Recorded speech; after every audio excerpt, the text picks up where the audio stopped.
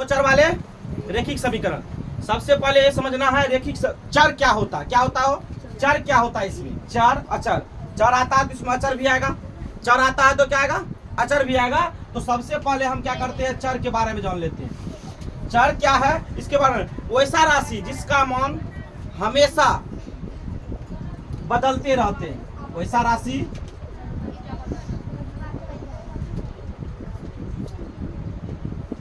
वैसा राशि वैसा राशि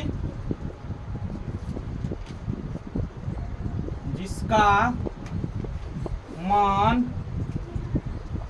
हमेशा बदलते रहते हैं, उसे क्या कहते हो, उसे चर कहते हैं। जैसे जैसे क्या है,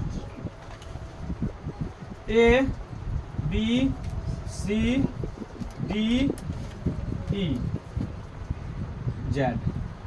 ठीक, क्या हो, वैसा राशि जिसका मान कभी नहीं बदलता हो उसे हम क्या कहते हैं, क्या कहते हैं, चर कहते हैं। अब आता है अचर, क्या है वो, अचर वैसा राशि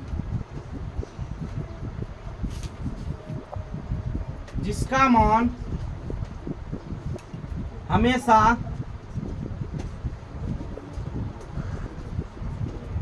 बदलते रहते हैं, उसे अचर कहते हैं। क्या कहते हो, अचर कहते हैं। जैसे में जीरो नहीं होगा, 1 2 3 4 5 6 आदि। ठीक, अब आता है रेखिक समीकरण। चर अचर के बारे में जानकारी हो गई, आप लोग क्या जानेंगे अब हो, रेखिक समीकरण के बारे में।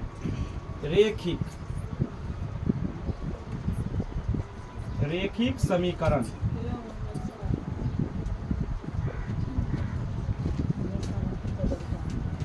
ओहो हमेशा नहीं बदलते हैं। ठीक, हमेशा नहीं बदलते हैं, उसे क्या कहते हैं, अचर कहते हैं। अब रेखिक समीकरण परिभाषा होता है वैसा समीकरण जिसका घात अधिकतम 1 होता है। क्या होता हो, वैसा समीकरण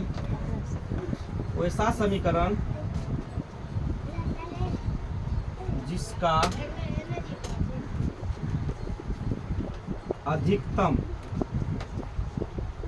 अधिकतम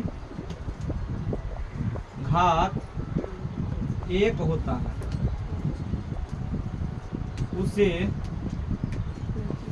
उसे रेखिक समीकरण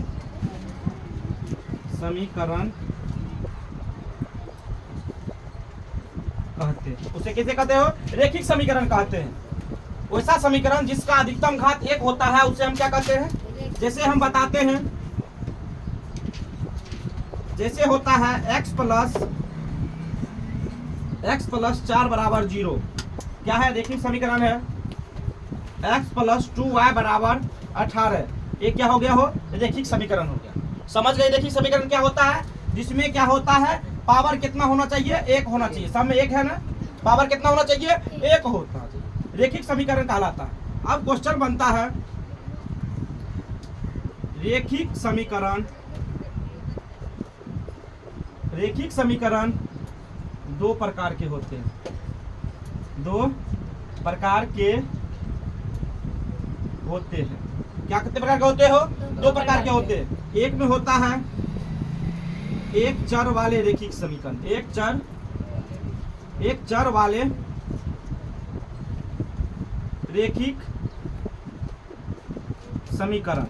दूसरा आता है दो चर वाले रेखिक समीकरण। ठीक, कितना आता हो। अब हम जानते हैं एक चर वाले रेखिक समीकरण, क्या जानते हैं, एक चर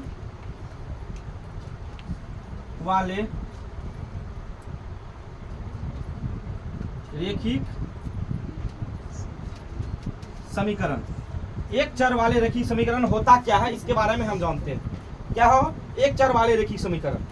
एक चर वाले रेखिक समीकरण था वैसा समीकरण कि जिसका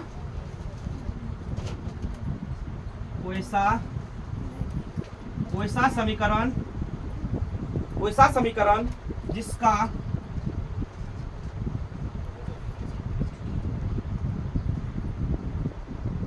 जिसका घात, वैसा समीकरण जिसका चर एक हो, कितना हो?